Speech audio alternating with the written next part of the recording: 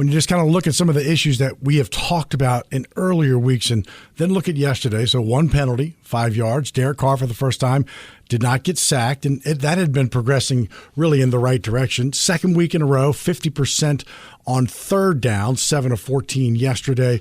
Red zone 3 of 5, though it's a little misleading, kind of like the Indy game. You ended the game, in the red zone, but you were taking a knee. So in those areas that have been troublesome, man, just so strong yesterday. Yeah, and look, I just think that's part of the process of going through a season. Throughout the season, you're going to have ups and downs in different areas and things that you have to focus on and try to improve, to hopefully get better results, in the win-loss column. I think offensively, we've done a much better job in situational football, third down and red zone. And that's led to, some increased scoring over the last few weeks. Look, those are all good things. I think we've been doing a good job really all season of doing a good job of protecting the football. So I think the number one stat for us right now is that I think we're +8 in the turnover takeaway ratio, which is outstanding. So we've got to continue to do those things. Now, Coach Allen, it took us a while. It wasn't necessarily the second half of the fourth quarter. We forced 2 punts, 3 turnovers in the fourth quarter alone. And I think that is significant when you consider what we did defensively. I don't know. I want the fans to cheer. And then all of a sudden, when they started the game, I know you probably were like scratching your head. Man, they go 9 plays, 75 yards. 3 minutes, 39 seconds, and man, we losing 7-0. I'm looking at the last 4 games. We've given up 122 points and 927 yards in the first half. I know that's unacceptable, but you can't say it's just a flash in the pan. That's kind of been a trend. I know you could be burning that midnight oil to be able to turn that around, going in a hostile environment against Minnesota on the road, for us to get off to a fast start in the first half. Yeah, look, I mean, that's certainly what our plan is every week. We haven't done that as well as we need to defensively. I thought the good thing that happened in that game is, we kind of struggled a little bit early defensively, and they went down and scored. Our offense came right back and responded. They go down and score again. Our offense comes right back again and responds again.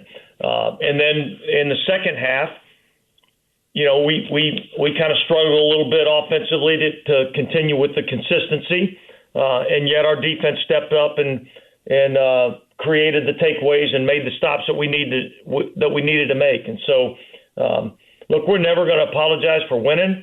It wasn't our best performance overall, but yet it was enough to get the win.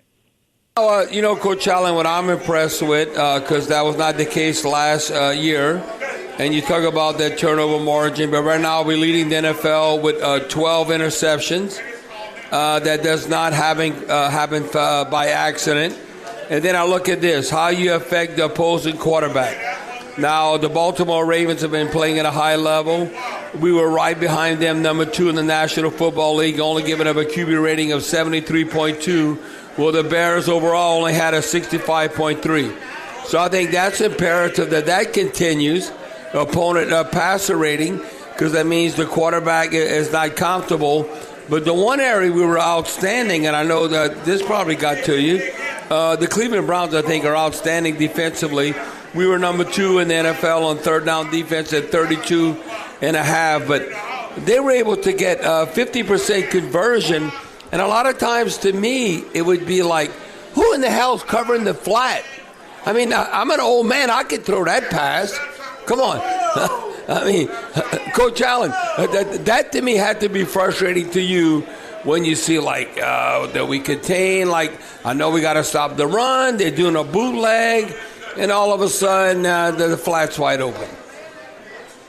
Yeah, look, there's no question. There were some plays there that we didn't execute as well as we needed to, and those things got addressed today, and we made the corrections that we needed to make.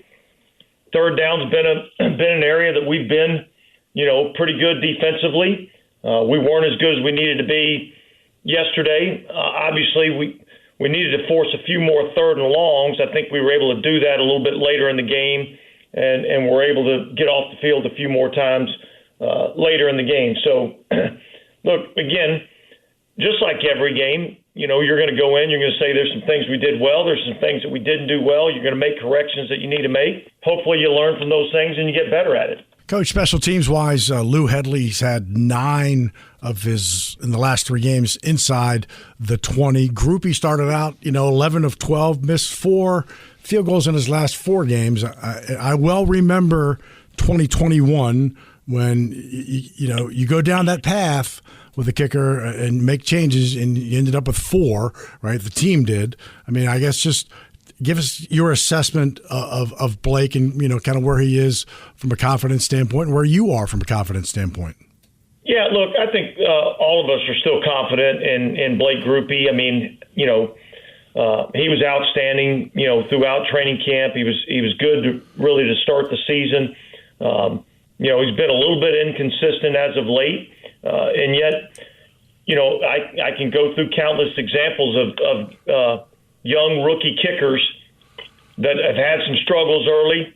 Some teams gave up on them, moved on, and they go on to have outstanding careers in other places. And so I don't think we're at that point.